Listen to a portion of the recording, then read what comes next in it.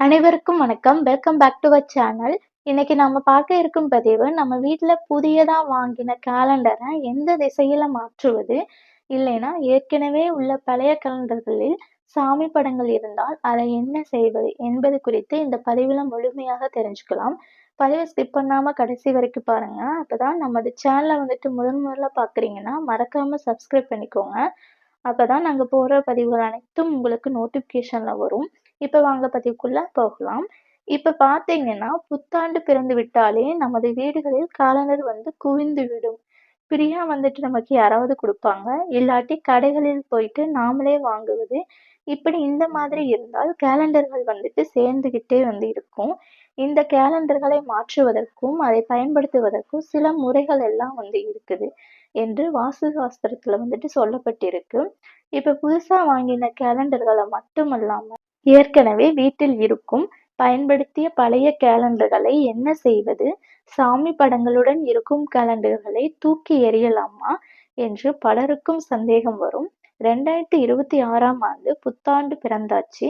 எல்லாருடைய வீடுகள், தொழில் செய்யும் இடங்கள், நிறுவனங்கள், வியாபார இடங்கள், கடைகள் இந்த மாதிரி இடங்களில் எல்லாம் புதிய வருடத்திற்கான கேலண்டர்களை வாங்கி மாட்டி வச்சிருப்போம். பெரும்பாலானவங்க சுவாமி படங்கள் குறிப்பா பார்த்தீங்கன்னா, மகாலட்சுமி, திருப்பதி, ஏழுமலையான் இருக்கும் கேலண்டர்கள், குபேரர், முருகன், விநாயகன் இப்படி இருப்பது போன்ற காலண்டர்களை அதிகம் வாங்கி மாட்ட விரும்புவார்கள்.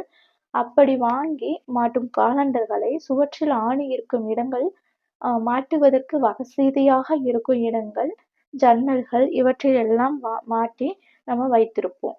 ஆனா காலண்டர்கள் மாட்டுவதற்கும் ஒரு முறை இருக்கு. அதிலும் வாஸ்து சாஸ்திரத்தில் சொல்லப்பட்டிருக்கு. இப்போது பார்த்தீங்கன்னா, கேலண்டர் என்பது காலத்தை குறிக்கின்ற ஒரு கருவியை சொல்லலாம். காலத்தின் மகிமையை காலம் கடந்து கொண்டிருக்கிறது என்பதை நமக்கு தினம் நினைவுபடுத்தும் விஷயம் என்பதனால், நம்முடைய வாழ்க்கையுடன் நெருங்கிய தொடர்புடைய விஷயமாகவே பார்க்கப்படுது. தினமும் காலையில் எழுந்ததும் கேலண்டரை கிழித்து கசக்கிவிட்டு பிறகு குப்பையில் போடுவதுதான் பெரும்பாலானவர்களின் பழக்கமாக இருக்கு.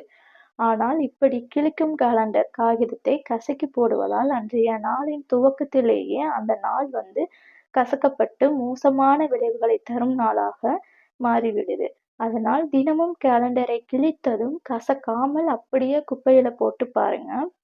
நேர்மறை விஷயங்கள் நிறைந்த ஒரு நாளாக ஒவ்வொரு நாளும் நாம் இருப்பதை உணரத் தொடங்கலாம். தப்பி தவறி கூட இந்த தவறை மட்டும் செய்து விடாதீங்க.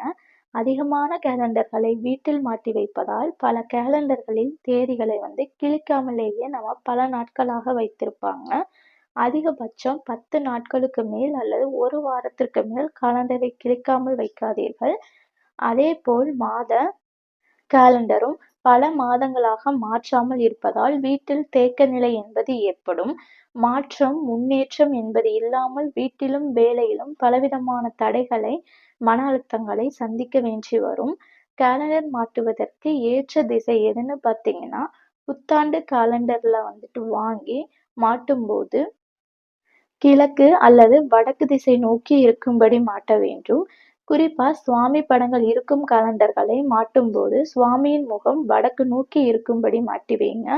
இதனால் வீட்டில் வளர்ச்சி என்பது இருந்துகிட்டே இருக்கும். அந்த தெய்வத்தின் அருளால் வீட்டில் செல்வ நிலை உயர்ந்து நல்ல மாற்றம், மகிழ்ச்சி போன்றவைகள் எல்லாம் வீட்டில் நிறைந்திருக்கும். ஒருபோதும் கேலண்டர் தெற்கு நோக்கியவாறு இருக்கும்படி மாட்டாதீர்கள். இது வீட்டின் வளர்ச்சி மற்றும் குடும்பத்தினரின் உடல்நிலையை பாதிக்கும். சரி, இப்ப 2026ஆம் ஆண்டில் கேலண்டரை மாட்டிட்டோம்.